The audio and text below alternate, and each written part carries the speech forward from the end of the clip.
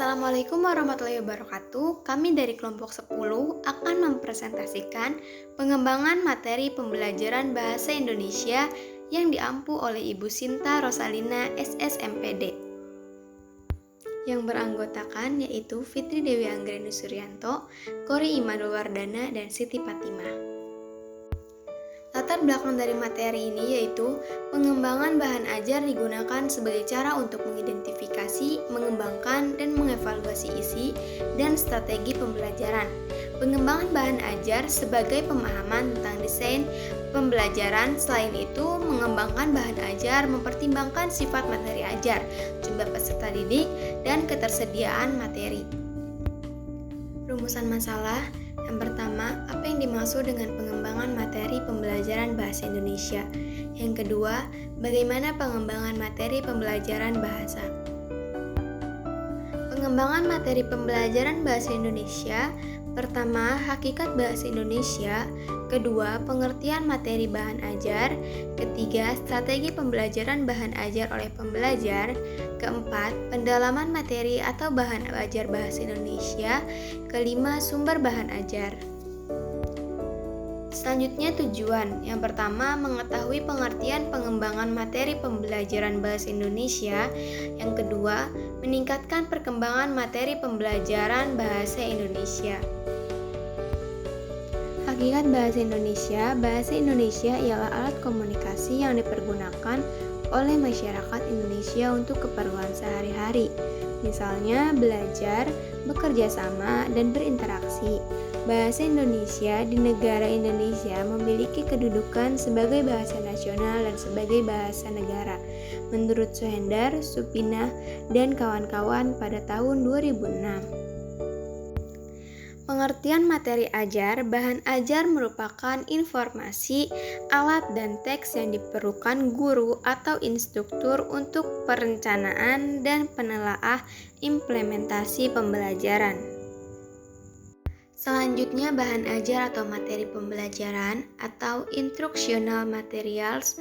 Yang pertama, materi yang termasuk jenis fakta seperti nama-nama objek, peristiwa sejarah lambang, nama tempat, nama orang, dan sebagainya. Kedua, materi yang termasuk jenis konsep seperti definisi, ciri khusus, komponen atau bagian satu objek. Ketiga, materi yang termasuk jenis prinsip seperti dalil, rumus, adagium, postulat, teorema, atau hubungan antar konsep. Yang keempat, materi yang termasuk jenis prosedur adalah materi yang berkenaan dengan langkah-langkah secara sistematis. Kelima, materi jenis sikap atau afektif adalah materi yang berkenaan dengan sikap atau nilai, misalnya kejujuran, kasih sayang, dan perasaan semangat. Selanjutnya, strategi mempelajari bahan ajar oleh pembelajar. Yang pertama yaitu menghafal. Ada dua jenis menghafal, yaitu menghafal verba dan menghafal parafrase. Selanjutnya ada menggunakan atau mengaplikasikan atau use. Yang ketiga menemukan. Yang dimaksudkan penemuan yaitu finding adalah menemukan cara pemecahan masalah-masalah baru dengan menggunakan fakta, konsep, prinsip, dan prosedur yang telah dipelajari. Selanjutnya memilih materi. Yang dimaksud yaitu memilih di sini adalah memilih yang berbuat atau tidak berbuat sesuatu. Pendalaman materi atau bahan ajar. Secara garis besar, materi pembelajaran harus diajarkan untuk mata pelajaran bahasa Indonesia dikelompokkan atas dasar keterampilan bahasa, yaitu menyimak, berbicara, membaca, dan menulis. Karena berbahasa memerlukan kaidah, meskipun tidak secara eksplisit diungkapkan, kaidah bahasa harus menjadi bagian tak terpisahkan dalam pembelajaran bahasa. Berikut ini adalah kelompok keterampilan berbahasa. Yang pertama, keterampilan mendengarkan. Ketika berkomunikasi lisan, seseorang harus menangkap informasi yang disampaikan oleh penutur. Yang kedua, keterampilan berbicara. Keterampilan berbicara merupakan kemampuan mengungkapkan gagasan menggunakan bahasa lisan. Ketiga, keterampilan membaca.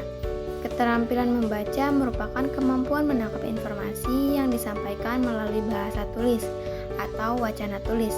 Kemampuan membaca membahas kemampuan membaca cepat atau skimming, scanning, membaca ekstensif, membaca intensif, atau membaca kritis, membaca pemahaman, membaca kritis, dan sebagainya. Keempat yaitu keterampilan menulis. Kemampuan menulis merupakan kemampuan mengungkapkan gagasan menggunakan bahasa tulis. Selanjutnya kelima yaitu materi kebahasaan. Materi kebahasaan terintegrasi dengan materi keterampilan berbahasa. Sumber bahan ajar adalah tempat di mana bahan ajar didapat atau diperoleh. Dalam mencari sumber ajar, pembelajar dapat dilibatkan untuk mencarinya. Misalnya, pembelajaran ditugasi untuk mencari koran, majalah, hasil penelitian, dan sebagainya. Kemudian beberapa sumber bahan ajar. Yang pertama buku teks. Buku teks yang diterbitkan oleh berbagai penerbit dapat dipilih untuk digunakan sebagai sumber bahan ajar. Yang kedua, laporan penelitian. Laporan hasil penelitian yang diterbitkan oleh lembaga penelitian atau oleh para peneliti sangat berguna untuk mendapatkan sumber bahan ajar yang aktual atau mutakhir.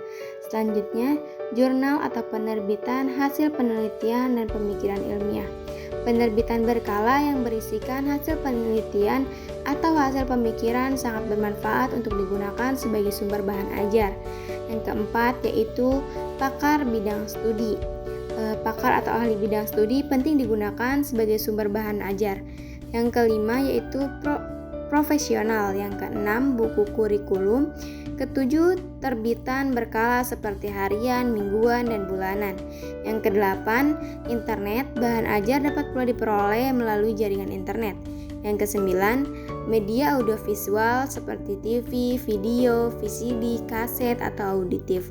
Yang kesepuluh yaitu lingkungan seperti alam, sosial, seni budaya, teknik, industri, dan ekonomi. Berdasarkan pembahasan sebelumnya mengenai berbahasa secara komunikatif dan santun, maka dapat disimpulkan bahwa berbahasa ialah alat komunikasi yang digunakan semua orang untuk menyampaikan tujuan tertentu. Berbahasa secara komunikatif dan santun artinya seseorang bisa memperoleh dan menggunakan suatu bahasa dengan baik jika bahasa itu sering digunakan atau bersifat komunikatif, serta kesantunan yang diujarkan melalui apa yang dituturkan dan bagaimana cara menuturkannya. Sekian pemaparan materi yang dapat disampaikan oleh kelompok 10. Mohon maaf apabila terdapat kesalahan dalam penyampaian dan juga penulisan dan sebagainya. Wassalamualaikum warahmatullahi wabarakatuh.